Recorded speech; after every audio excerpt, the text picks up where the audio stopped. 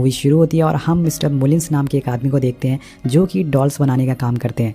इसी पल उनके डोर के नीचे एक उन्हें नोट मिलता है जिस पर लिखा होता है फाइंड मी। वो उस नोट को पढ़ते हैं और आगे बढ़ना चालू कर देते हैं। आगे बढ़ने पर उन्हें एक और नोट मिलता है जिस पर लिखा होता है क्लोजर। दोस्तों ये नोट कोई और नहीं बल्कि उनकी खुद की बेटी ने लिखे थे जिसका नाम होता है एनाबेल। अब मुलिन्स और एनाबेल खेलने लगते हैं और ये दिखाता है कि मिस्टर मुलिन्स अपनी बेटी से कितना ज़्यादा प्यार करते हैं। वो किसी भी कीमत पर अपनी बेटी को खोना नहीं चाहते हैं, लेकिन किस्मत को कौन टाल सकता है दोस्तों। और अगले दिन ये लोग चर्च से लौट रहे होते हैं कि इनकी कार का टायर पंचर हो जाता है और इसी दौरान एनाबेल रोड पर चली जाती है और गलती से एक कार उसे टक्कर मार देती है, जिसके बाद बेचारी एनाबेल की मौत हो जाती है। इसके बाद हमें फिल्म में 12 साल बाद की कहानी दिखाई गई है, जहां पर हम एक नन और कुछ अनाथ बच्चियों को देखते हैं जो कि मिस्टर मुलिन्स के घर की तरफ जा रहे होते हैं। यहाँ पर जो ड्राइवर होता है वो बताता है कि 12 साल पहले मिस्टर मुलिन्स के साथ एक हादसा हुआ था जिससे कि वो अपने कमरे से बाहर नहीं निकलती हैं। वो बहुत ही अकेली हैं और तुम लोगों को उनकी हेल्प करनी होगी। ये सभी लोग उनके घर पर पहुंच जाते हैं और यहाँ पर मिस्टर मुलिन्स इनका स्वागत करते हैं। हम देखते हैं कि इनमें से एक बच्ची को पोलियो की वजह से उसके पैर में प्रॉब्लम होती है जिससे कि वो चल नहीं पाती है। इस लड़की का नाम जैनिस होता है और ये हमारी मूवी की लीड कैरेक्टर है। मिस्टर मुलिन्स का घर दोस्तों बहुत ही ज़्यादा बड़ा होता है, इसलिए सभी लड़कियाँ ये देखकर बहुत खुश हो जाती हैं। मिस्टर मुलिन्स बताते हैं कि उन लड़कियों का रूम ऊपर फर्स्ट फ्लोर पर है, जिस पर सिस्टर बोलती है कि जैनिस चल नहीं सकती, इसलिए वो और जैनिस नीचे ही सो जाएंगी।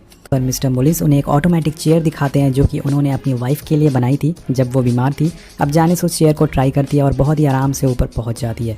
तभी हमें उसके पीछे एक परछाई दिखती है और अगले पल वो परछाई वहां से गायब हो जाती है। यहाँ पर सभी लड़कियाँ बहुत ही ज़्यादा एक्साइटेड होती हैं और अपना अपना बेड चूज़ करती हैं। यहाँ पर जैनिस एक रूम के पास खड़ी हो जाती है जिस पर मार्क लगा होता है 6 साल, 5 साल और 7 साल। ये देखकर वो सोच में पड़ जाती है कि ऐसा क्या है इस रूम में। तभी मिस्टर मुलिन्स उसके पास आते हैं और बोलते हैं कि ये रूम हमेशा बंद रहेगा और इसे कभी खोलने की कोशिश ना करें। वो ऐसा क्यों बोलते हैं ये हमें आगे पता चलेगा। इसके बाद नन जो कि सिस्टर होती हैं वो अपने सामान को अनपैक करना चालू कर देती हैं। यहाँ पर उन्हें एक सीक्रेट विंडो भी दिखाई देती है जिसमें एक लिफ्ट लगी होती है। ये काफ़ी अजीब बात होती है एक विंडो में लिफ्ट लगाना की क्या ज़रूरत होती है, शायद चुड़ैल इससे नीचे जाती होगी। वेल दोस्तों, सिस्टर इसे बंद करने की कोशिश करती हैं लेकिन वो फिर से खुल जाती है। मतलब जितनी बार वो उसे बंद करने की कोशिश करती हैं वो बार बार खुल जाती है। यहाँ पर ये देखकर सिस्टर बहुत ही ज़्यादा डर जाती है और इसी पल सिस्टर के पास एक लड़की आती है जिसका नाम नैन्सी होता है। वो उनसे परमिशन मांगती है बाहर खेलने के लिए और यहाँ पर सभी बच्चियाँ बाहर जाकर खेलने लगती है, जिसको जैनिस देखकर काफ़ी उदास हो जाती है क्योंकि वो बाहर खेलने नहीं जा सकती, वो चल नहीं सकती, उसके पैर में प्रॉब्लम है। वेल अब रात में सभी लोग डिनर करते हैं और हम पहली बार मिस्टर मुलिन्स की वाइफ की झलक देखते हैं, एक हल्की सी झलक देखते हैं और उसके बाद डोर बंद हो जाता है। अब रात में जैनिस को एक नोट मिलता है जिस पर लिखा होता है फाइंड मी। दोस्तों ये नोट एग्जैक्टली वैसे ही होता है जैसे मिस्टर मुलिन्स की बेटी एनाबेल उन्हें देती थी, लेकिन एनाबेल तो मर चुकी है, ये नोट कौन लिख रहा है। जैनिस उस नोट को फॉलो करती है और उसी रूम में पहुंच जाती है जिसमें मिस्टर मुलिन्स ने उसे जाने से मना किया था। इस रूम में बहुत सारी छोटी डॉल्स होती हैं और यहाँ एक डॉल हाउस भी बना होता है जो कि एग्जैक्टली कॉपी होता है मिस्टर मुलिन्स के घर का। जैनिस को वहाँ पर एक चाबी मिलती है और ये होती है वहाँ के पास वाले कबर्ड की। जैनिस उस कबर्ड को खोलती है और यहाँ रखी होती है असली चीज़। जी हाँ दोस्तों, एनिमल की डॉल यहाँ पर रखी होती है और ये डॉल बहुत ही भयानक होती है। जैनिस उस डॉल को वहीं छोड़कर उस कबर्ड को बंद कर देती है, लेकिन वो कबर्ड फिर से खुल जाता है। वो दोबारा उसे बंद करती है, वो दोबारा खुल जाता है। ऐसा लग रहा था कि एनिमल उसे अपने पास बुला रही है। अब जैनिस उस डॉल पर एक कपड़ा डाल देती है और विंडो से बाहर देखने पर उसे मिस्टर मुलिन्स देख लेते हैं। वो भी जैनिस को देख लेते हैं और यहाँ पर जैनिस डर कर भागने लगती है, लेकिन तभी जैसी वो पीछे मुड़ती है वो देखती है कि डॉल चल रही है। जी हाँ दोस्तों, डॉल चल रही है, ऐसा कैसे पॉसिबल हो सकता है। उसके पास वो डॉल आती है और अचानक से गायब हो जाती है। ये देखकर वो पूरी तरह से शॉक हो जाती है, घबरा जाती है। उसे समझ नहीं आता कि अभी उसके साथ क्या हुआ है। वो बिल्कुल पूरी तरह से चौंक जाती है और भागकर अपने रूम में जाती है, जिसके बाद मिस्टर मुलिन्स उसे देख नहीं पाते हैं और वो यहाँ पर बच जाती है। नेक्स्ट मॉर्निंग सभी लड़कियाँ बाहर हाइड और सीक खेलने लगती हैं और घर में जैनिस सिस्टर से कन्फेस करती है कि वो कल रात उसी रूम में गई थी जिसमें उसे मिस्टर मुलिन्स ने जाने से मना किया था। यहाँ पर सिस्टर उसे समझाने की कोशिश करती हैं कि हम मिस्टर मुलिन्स के घर में रह रहे हैं, इसलिए हमें उनके सारे रूल्स फॉलो करने चाहिए। जिसके बाद जैनिस उनकी बातें मान जाती है और इस सीन के बाद सबसे छोटी बच्ची जिसका नाम लिंडा होता है वो छुपने के लिए सीढ़ियों के नीचे एक बेसमेंट में जाती है, जहाँ पर उसे वही एनाबेल डॉल मिलती है। वो डॉल को घूर कर देखने लगती है, लेकिन तभी कोई साया उसकी तरफ बढ़ता है और लिंडा डर कर बेसमेंट से बाहर गिर जाती है। ये देखकर बाकी लड़कियां उस पर हंसना चालू कर देती हैं और उसका काफ़ी मजाक उड़ाती हैं और इन सबसे परेशान होकर मिस्टर मुलिन्स उस सीक्रेट विंडो को बंद कर देते हैं ताकि कोई उसमें गिर ना जाए। यहाँ पर मिस्टर मुलिन्स की नज़र सिस्टर की एक फ़ोटो पर पड़ती है, जिस पर सिस्टर उन्हें बताती है कि ये फ़ोटो रोमानिया की है और ये बाकी नन उसके साथ ही थी। सो गाइस, यहाँ पर बात की जा रही है पहली वाली नन मूवी की। सो यहाँ पर मिस्टर मुलिन्स को एक और नन की झलक दिखाई देती है। सिस्टर से पूछने पर वो उसके बारे में उसे कुछ नहीं बताती है। वो बोलती है कि उसे उसके बारे में कुछ नहीं पता है। और ये नन दोस्तों कोई और नहीं बल्कि वही चुड़ैल होती है जिसे कि हमने पहली वाली मूवी में देखा था। वेल गाइस, इस मूवी को पहली वाली मूवी से कनेक्ट करने की कोशिश की गई है। सो अगर आपने पहली मूवी नहीं देखी तो नीचे लिंक कमेंट बॉक्स में है, वहाँ से जाके ज़रूर देखिएगा। और इसके बाद हम देखते हैं कि उसी रात कैरल और नैन्सी चादर ओढ़कर एक गेम खेलने लगती हैं। यहाँ पर ये दोनों मिस्टर मुलिन्स की वाइफ का मजाक उड़ाती हैं कि वो पूरे दिन अपने बेड पर रहती हैं और रात में बाहर निकलती हैं शिकार करने के लिए। ये दोनों उनका मजाक उड़ा ही रही होती है कि अचानक से इन्हें किसी की आवाज़ आती है, किसी की चलने की आवाज़ आती है। ये सोचती हैं कि ये मिस्टर मुलिन्स की आवाज़ है, लेकिन अगले पल ही इनकी टॉर्च बंद हो जाती है और ये एक शैतानी आत्मा कैरल को अपनी तरफ खींचती है। ये देखकर कैरल बहुत ही ज़्यादा डर जाती है और ज़ोर से चीखती है। उसकी चीख सुनकर सभी लोग यहाँ पर आते हैं और कैरल मिस्टर मुलिन्स को बताती है कि उनकी वाइफ को उसने देखा है। यहाँ पर मिस्टर मुलिन्स बताते हैं कि ऐसा पॉसिबल हो ही नहीं सकता क्योंकि उनकी वाइफ सालों से चल नहीं सकती है। अब next day sister mister Mullins से मिलने के लिए जाती हैं और उनकी बेटी की मौत पर दुख जाहिर करती हैं। यहाँ पर हम मिसेस मुलिन्स को पहली बार देखते हैं। वो हमेशा मास्क पहन कर रखती थी, ऐसा क्यों हमें आगे पता चलेगा दोस्तों।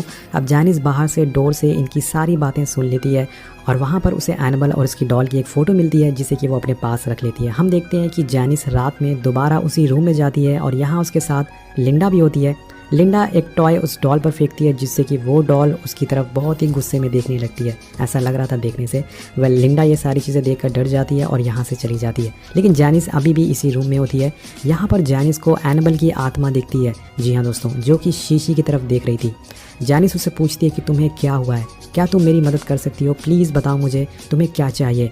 और ये सुनते ही एनिमल पीछे मुड़ती है और एक शैतानी आवाज़ में बोलती है, मुझे तुम्हारी आत्मा चाहिए। ये देखकर जैनिस बहुत ही ज़्यादा डर जाती है और भागना चालू कर देती है। वो ऑटोमेटिक चेयर से नीचे जाने लगती है, लेकिन तभी वो चेयर रुक जाती है और फिर से ऊपर आने लगती है। अब वो शैतान जैनिस को उठाकर फर्स्ट फ्लोर से नीचे फेंक देता है, जिससे कि उसे बहुत ही ज़्यादा चोट आती है। मॉर्निंग मिस्टर मुलिन्स उसका इलाज करवाते हैं। जब जैनिस सिस्टर को बताती है कि इस घर में ज़रूर कोई शैतान है जो कि उसे परेशान कर रहा है, उसी ने रात में उसे उठाकर नीचे फेंका था।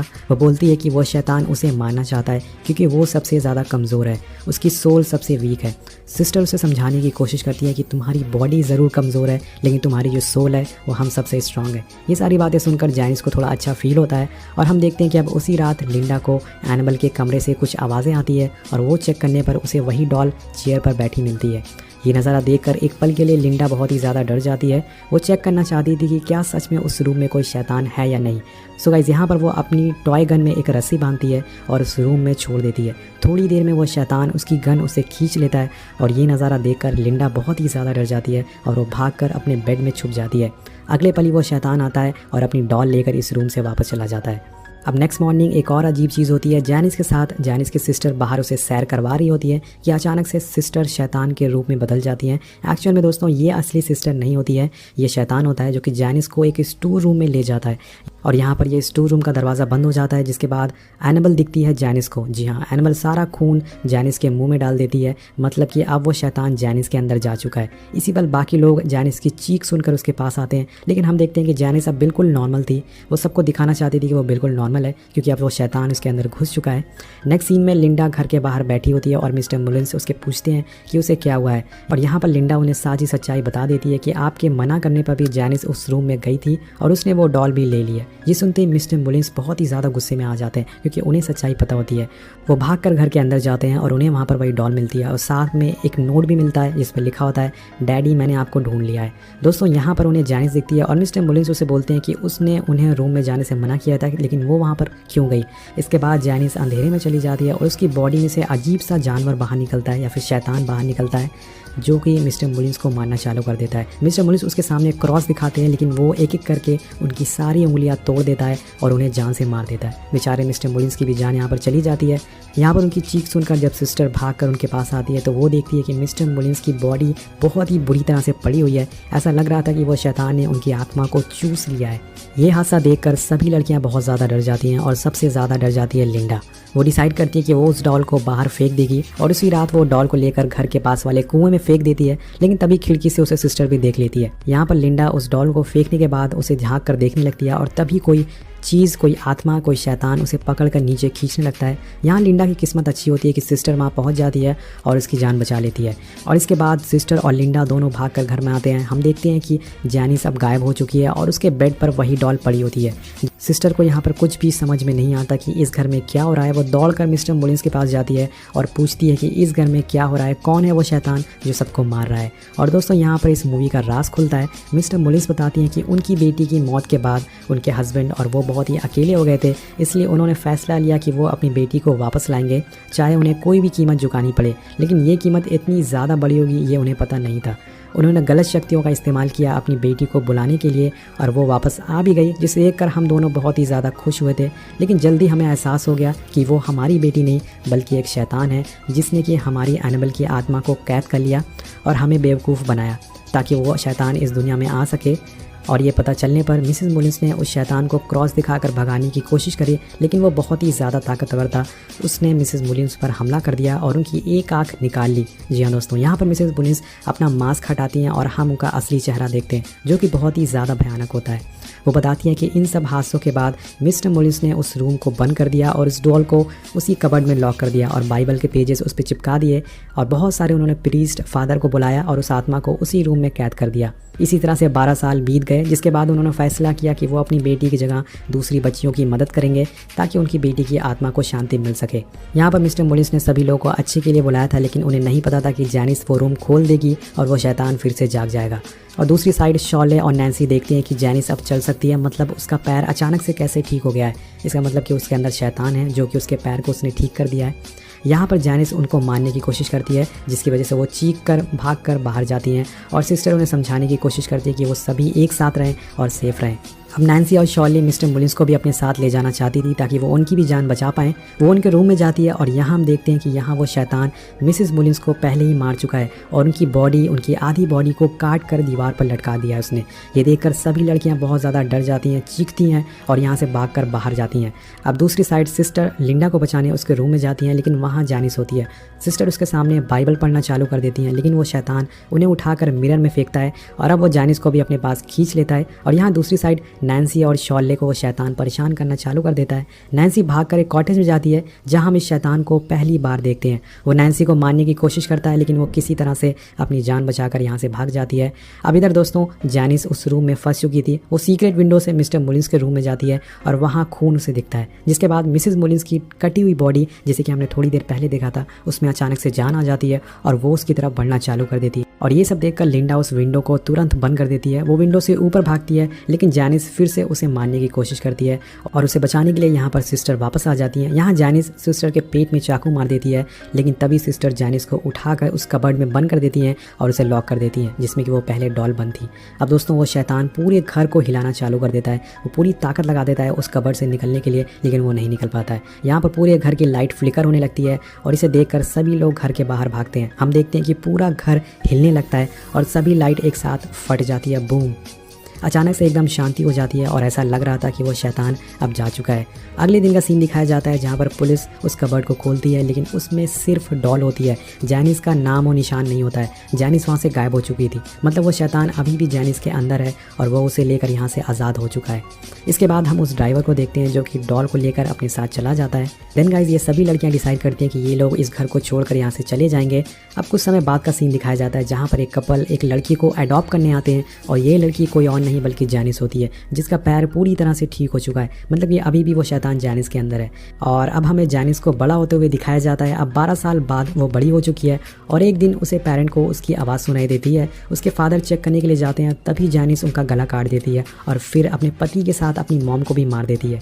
ये आवाज़ सुनकर इनका एक पड़ोसी जाग जाती है और ये पड़ोसी कोई और नहीं बल्कि दोस्तों अगले फिल्म के लीड कैरेक्टर है। सो मूवी यहीं पे ख़त्म हो जाती है।